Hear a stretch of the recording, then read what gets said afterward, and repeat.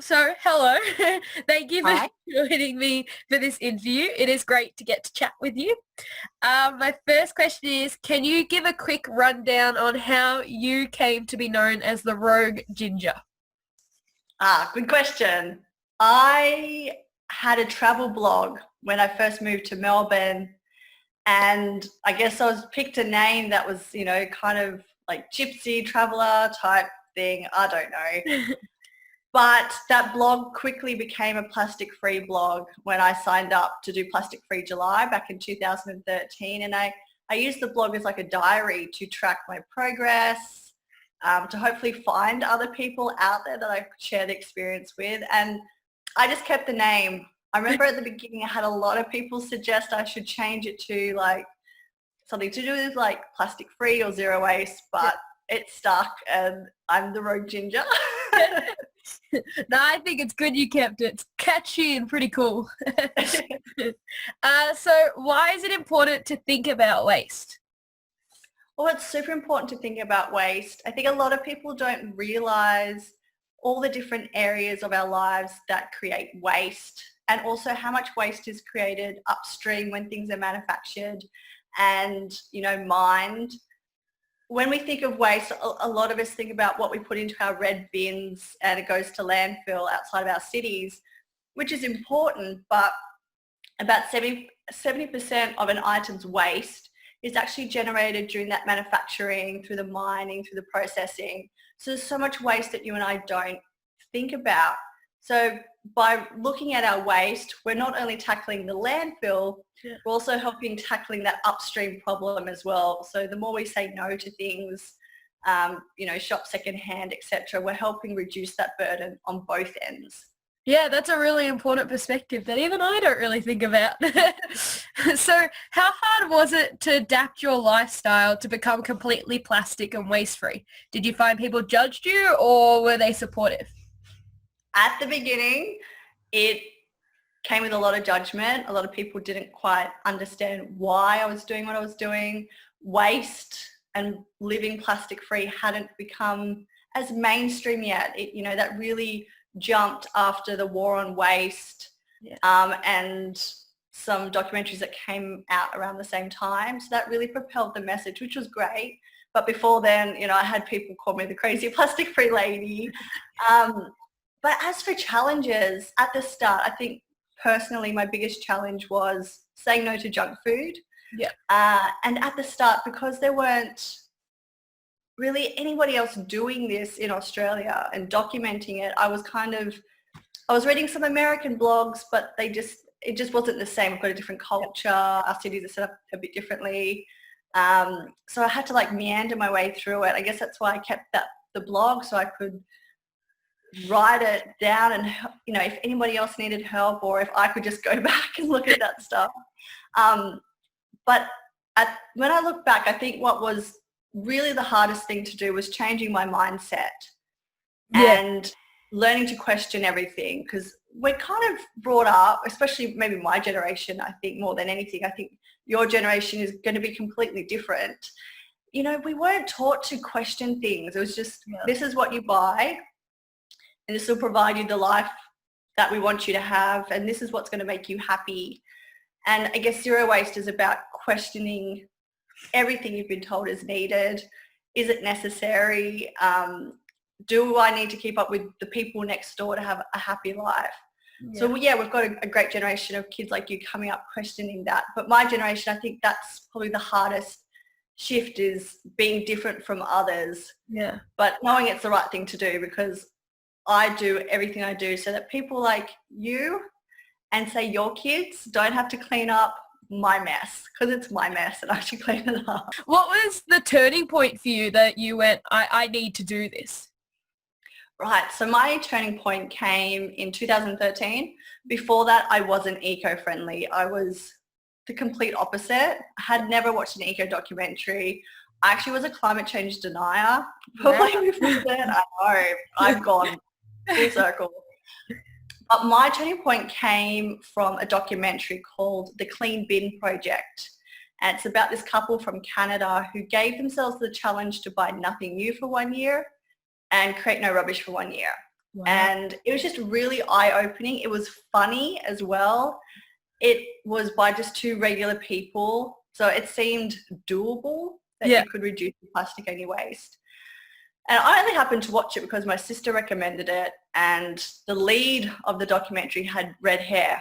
And for some reason, redheads like to support other redheads, and I don't know why. It's like we've got a soft spot for each other. And it's just after that documentary, I went down to my kitchen and I just saw plastic everywhere, and I really started to, I couldn't unsee the problem. It was really hard. It was like a curtain had been pulled back like the Wizard of Oz, and I saw kind of how the world worked, and you know, a lot of stuff I was buying was quite detrimental to, you know, the people manufacturing it, but also the people who live close to landfill sites, or, you know, people who rely on getting food from their oceans. You know, it was just all so interconnected. And then I was like, right, I need to do something. And I just did a Google one day. I was like, right, I need to reduce my plastic. How am I going to do this? Yeah. And up in Plastic Free July, I don't know if you've heard of Plastic Free July. No, I haven't. Plastic Free July is this fantastic initiative that started in Perth, WA, or Fremantle, WA. And it just gives you a month-long challenge to say no to those top single-use plastics. So like your bottles, your cutlery, packaging, you know, stuff like that. And it kind of like resets you, so then it gives you some tools to learn how to say no to those plastics. And when I did Plastic Free July, I think like 400 people were doing it across Australia. I think I was one of the few doing it outside of Western Australia. But this year they had, I think, over 4 million people worldwide do it. So it's a growing movement, definitely like the plastic-free lifestyle and people wanting to make a difference. Yeah, no, that's awesome. That's so cool. So the Good Team considers environmental leadership extremely important. Do you consider yourself an environmental leader? And if so, what are the negatives and positives of being in such a position? I don't consider myself an environmental leader. I think I just happen to get seen and people wrote articles about me. I don't know why, but I don't really see myself as a leader. But I do understand people look to me to speak up, I suppose. So I think that's something I've really had to overcome. I felt I'm a really shy human being, so shy. But I realized that with this platform comes a responsibility, and if I want other people to speak up and approach brands or businesses with issues, then I have to be comfortable doing that. Yeah. And because I want it to be at a point where, like, say, your generation feels absolutely comfortable with going and discussing things with a big business or a small business or a brand or a cafe, if what they're doing is not right. Because as I mentioned before, probably my generation and the generations like my parents, etc., we weren't really encouraged to speak up. You know, we were told to just keep the status quo and the politicians will take care of it, or the businesses, we know what we're doing. But I think, with that responsibility is, trying not to be afraid to speak up and taking that responsibility as well. Yeah, definitely. So you are regarded for one project in particular, the Zero Waste Party. Can you explain what the Party Kit Network is? Yeah, so the Party Kit Network is not actually my idea. Oh, awesome. So I have a party kit that I was hiring out in my community after my son's first birthday. And I just started doing it because I found it quite time consuming to go and find all the little zero waste bits and pieces to make a party eco-friendly and reusable. So I kept it, hide it out to people, just make it easier for other parents. Because if it's not easy, people don't really gravitate towards eco-friendly choices. And then I thought it'd be great to have a directory across the country, because I knew other businesses and community groups and individuals had party kits. It'd be great if you just search quickly, like fair waste. Yeah. And then I just started Googling one day and I found one in the UK, a great system set up called Party Kit Network. And I contacted them and I said, would you consider expanding to Australia? And they said yes. So we've been working together to, I've been looking after the Australian side And Isabel looks after the UK side, and we collaborate and just trying to get the word out at the moment, which is a little bit hard with the present circumstances, especially Victoria. But that'll change. Like, I look at South Australia, who is set to ban single-use plastics. Yeah. And that's going to include a lot of that single-use party wear that people buy. So these kind of party kits are launching just in time, because I can imagine if South Australia is doing this, other states are going to jump on board soon. So we need to have these alternatives, and what's better than a community-based alternative that is accessible, sometimes free depending on the person, and easy to use. Yeah, absolutely. So Sarah Wilson, for those watching, the author of I Quit Sugar, has described you as a true agent of change. Can you explain why it is important to be an agent of change? Oh gosh, that was one of the nicest experiences of my life, being called that by Sarah. I have been reading Sarah's columns since I was in my early 20s, maybe earlier. And so she's always been a huge role model to me. Agent of change. I think what it is, it's about taking that responsibility and seeing there's a problem and being like, I can help do something. Yeah. I can try and do something instead of just waiting around and pointing fingers. It's, gathering up that strength and that courage to just speak up for others, speak up for yourself, and just step forward and do something.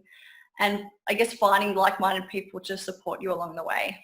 Yeah, definitely. That's a really good point. So according to your book, Waste Not, you spent time working with businesses on waste reduction. Are they generally keen and open to change? Yeah, actually they are. I think once you explain to them that they can save money, and that you've got more people who are interested in this, so you're going to have more customer loyalty. My biggest fear is, though, at the moment with the current situation with COVID-19, is that a lot of people are seeking out sustainable products, which is fantastic.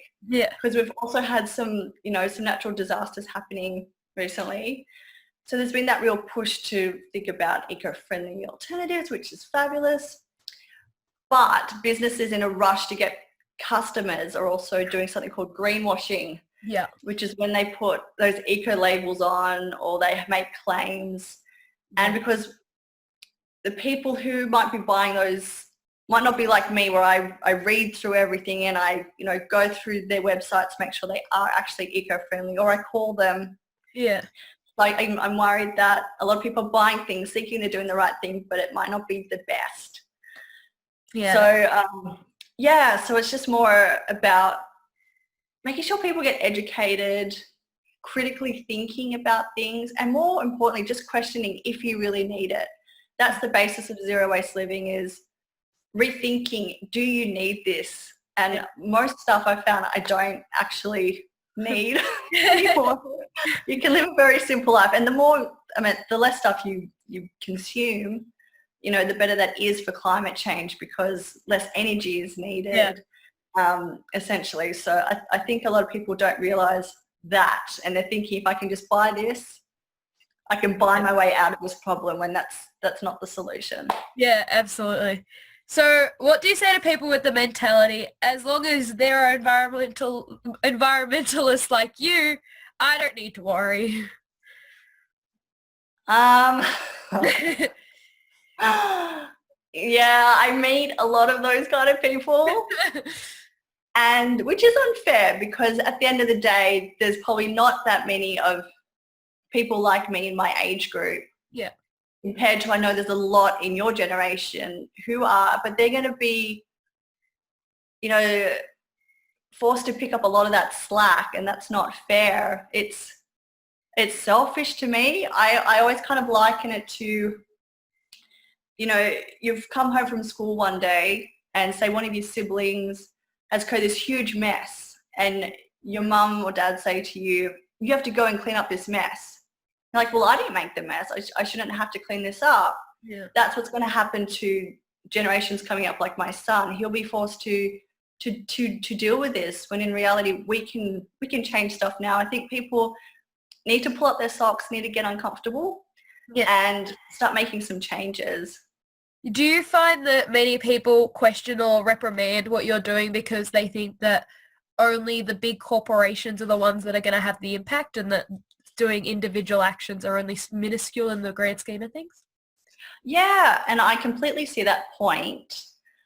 But I get worried with that type of thinking Yeah. that the corporation's going to come and save us because, you know, if we don't change our mindsets and our hearts and really think about, you know, other people and our impact, then who's to say we won't be back here in 100 years' time? So we have to be the ones that change in our hearts, as soppy and as emotional as I'd say, but we have to really think. And this used to be a way of thinking once upon a time for us, and it's kind of, and it still exists in cultures today where they really consider things.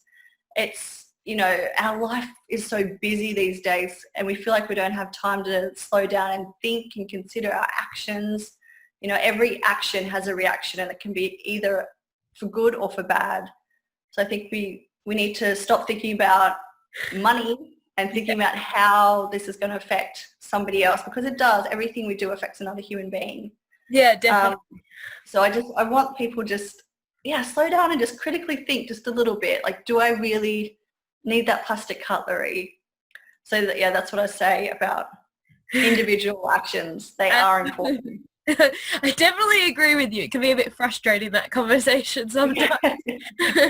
So I am 17 years old and very concerned about my future, particularly in terms of how fast the environment is being destroyed and the increasing impacts of climate change. What advice would you give to me? Yeah, it's overwhelming. It's so overwhelming, and I can't imagine what it's like to have that amount of worry on your shoulders. And it makes me really emotional, which it's doing right now. And it shouldn't be up to you guys to do it all on your own. Like, we've got 25 million people in Australia, and at least half of them can do something to make a change for you. And I think the best thing I can say to you is to have hope and just know there are people out there that care, and that change can happen really quickly. And I think it's going to speed up soon. I think we've got a generation of people coming in to be able to vote soon. You know, one example at the moment in Victoria is elections. We've got council elections happening at the end of the month. And go find out who these councillors are, what are their views on climate change. Councils can actually do quite a lot when it comes to tackling climate change. We don't realise it because the media focus on like state and federal, but there's so much that councils can do. So with this election, go see who those councillors are, vote in the ones who are, you know, going to work for your future, and just keep speaking out. Just keep speaking out. That's all I can say, because it inspires us. And I've had conversations with so many parents who are just like floored by how brave you all are being, and it makes them feel bad. And I always say that when people start to feel bad, they know they need to make a change, and they're on the precipice of kind of doing it. Like, back to your other question when you said, you know, if people are kind of, you know, pushing back about what you're wanting to do, they're pushing back because they know they need to do something and they feel bad, but they're just scared to take that step. They're scared of what other people might think or say, or they might make fun of them. I've met so many people who are scared to talk to their own family because they're afraid they'll be called like a hippie or a greenie. I mean, I was none of those things when I started. I just saw a responsibility to do things. So keep being brave, young people. You are inspiring my generation and the older ones. Like, I know you've woken my parents up to be better and do more for you guys. Yeah, that's some really good advice. So if you were given the ability to travel back in time and have a 30-minute conversation with your 17-year-old self, what would be the main crux of the conversation? Oh my gosh. 17-year-old self. Okay. Well, the main thing I would say is don't compare yourself to anybody else in this world. Yeah. That you have a voice, and you know you do. You know you want to speak up, Erin, but you're really scared about what other people are going to say about you if you use your voice. Yeah. and only date really nice people. Don't waste your time with people that aren't very kind to you. And don't try and embrace your natural beauty as well. Don't worry about all the stuff in the media and the magazines, because they're trying to sell you something that isn't really going to add much value to your life or make you happy. So I think that's it for now. I think that's it. I can think of there's so much more I could say to my 17-year-old self. No, I think there's some good points. So what will the world look, in your opinion, like in 2050? Oh gosh, 2050.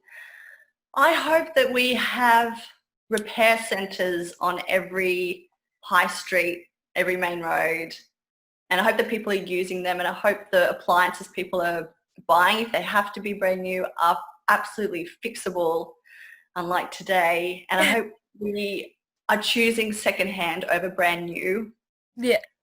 I hope that fast fashion has died and we're not participating in that anymore, and people who manufacture our goods, should they need to, are paid a proper wage, are in safe working conditions, are valued by everyone. I hope that we have moved away from using energy sources that are not great for the environment. Yeah. I hope that the koala populations are healthy, and many of the other animals and insects and birds that are under threat right now. And I hope that we're all just really kind and practicing, deep empathy towards our fellow human beings. And I hope that the world's a lot less plastic and landfills don't exist. There you go. I want to live in your world. Hey, let's meet up. So what words come to mind when you hear the following names?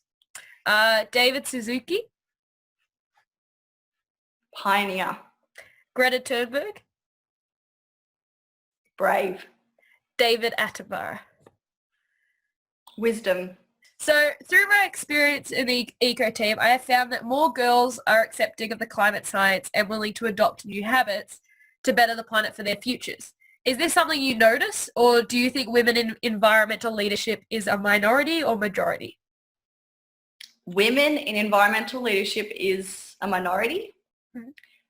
And I think in a professional sense, yes, in a minority, definitely. But as for through say me, who's like a blogger, workshop facilitator, etc., or trying to change my community, it's more female focused there. So I feel like the people to people change stuff, I don't know what to call it, behavior change, is female driven. But the business stuff seems to be male driven. I've been on some panel discussions in the past where I'm the only female and I'm often mansplained to or spoken over the top of. Yeah.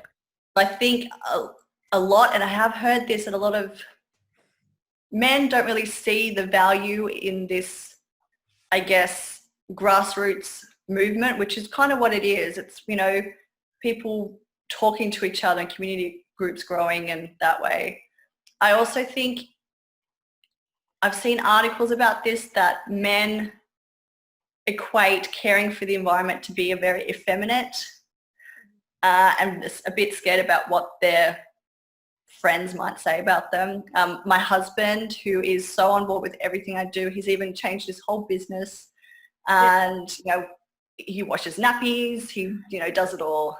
And at the start, some people made fun of him because of this. And he's a tradie, but he'll take his reusable cups. He'll make all the boys on the site and girls use reusable cups. But he will get made fun of, where I don't. And I don't know why. I think it's just, I guess, caring. Maybe it's that caring is seen as a motherly trait or a female trait. I'm not sure. But but there are men who care out there, and we should make sure everyone's voices are heard, I suppose, with it, because we've got definitely valuable roles in each to play. Yeah. Do you think that the greatest change will occur when more females are in leadership? Do you think we're going to have to wait until then? I think, yeah, I do think we need more females in leadership, definitely. And that's another thing, like with council elections, there are a lot of councils out in Victoria with, and across Australia with no females on them. So females aren't represented at a community level, and that's our first level of government that a lot of us interact with. So we definitely need more females. And I think then if we see more of, and not just females, I think even just men who aren't afraid of getting emotional as well. And because if we see that, then you kind of go like, oh, well, I can be emotional too. It's okay to care. Yeah. Human beings are like sheep, and we do, I guess, follow each other's like patterns and behaviors. So I think, because like I've met some lovely men who are doing some great things, but they do get drowned out by, say, the bigger kind of alpha males, so to say. Yeah. So I think we just need that balance. But oh gosh, it'd be great to see more women. I've met so many wonderful female scientists and climate change activists, just not being listened to as they could, and their counterparts getting a lot more airtime. Yeah. So thank you for chatting with me today. It was great to hear your insight on waste and plastic management, but also hearing you inspire me and speak with such conviction.